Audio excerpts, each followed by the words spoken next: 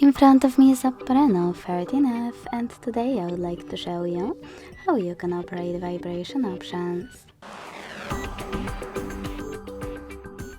Begin by opening settings and scrolling to hit sounds and vibration. Then tap on ring over here and use the switcher next to vibrate on ring to switch it on or off. You can also select vibrate to mute your device completely, leaving only vibrations. Then scroll down. Sorry, misclick.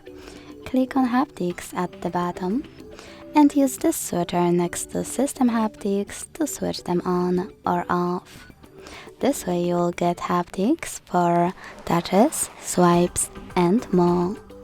Thanks so much for watching. If you enjoyed this video, leave a like, comment and subscribe. Bye!